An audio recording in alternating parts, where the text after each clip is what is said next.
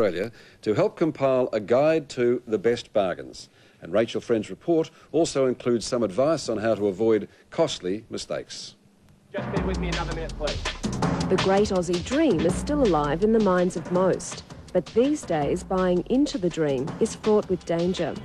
The old rules are dead, and if you're going to buy property, you've got to buy property for... Like to start me off. Whether you can afford to get a slice of the housing market depends very much on where you live. Across the country, prices vary dramatically.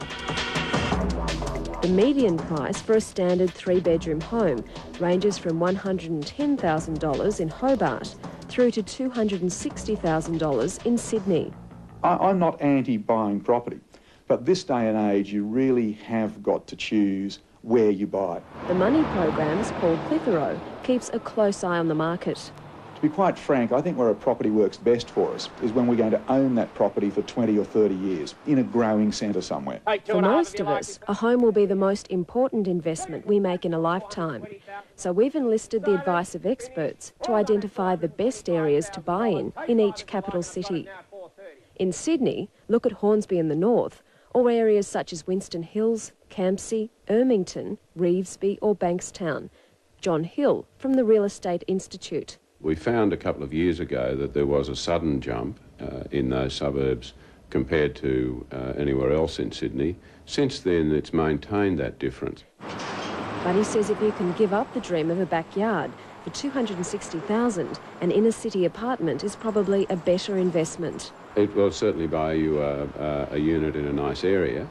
Again, the inner west parts of maybe still Coogee and Randwick, you'd be around about the starting level for that. So that would be a normal two-bedroom unit. In Melbourne too, property consultant Monique Wakelin says inner-city living is the overall best investment. Some of the best areas to consider are areas such as Yarraville and Thornbury, in which you will buy some fairly good quality property. But if you still want the backyard for the Hills Hoist, outer suburbs like Ringwood, Boronia and Croydon offer great value, and the hot tip is Bayside, Chelsea. Interest rates have never been so cheap, and Hobart is very definitely the place to come.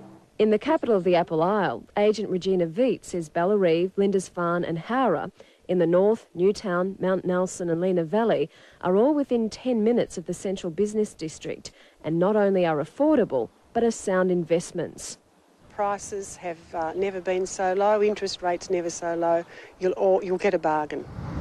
In Adelaide, Trevor Dunsford of the Real Estate Institute says $118,000 will get you a good three-bedroom home near the city. The Marion local government area, which covers Clovelly Park and Mitchell Park. On the eastern side of town, you'd be looking at Campbelltown area, Hectorville, and perhaps if you want to go out a little further, St Agnes, Fairview Park and Modbury. But be wary. Our experts say in Hobart and Adelaide, you're buying a home to live in. It may not be such a good investment. So number one rule for property is do not buy property where there is no job growth. Now, to be quite frank, that makes some centres like Adelaide and Tasmania a difficult area to buy investment property in, because clearly they are not areas at the moment where we are seeing strong job growth. Way out west, the rules are slightly different. Paul White from the Valuer General's office.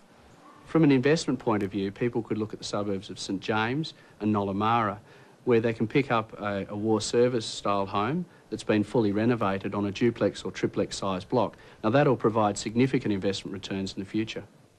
Also look in Willetton, Hamersley and Kalamunda, or your money could get you a townhouse in Bayside, Scarborough. In Brisbane, Ron Webb from the Real Estate Institute.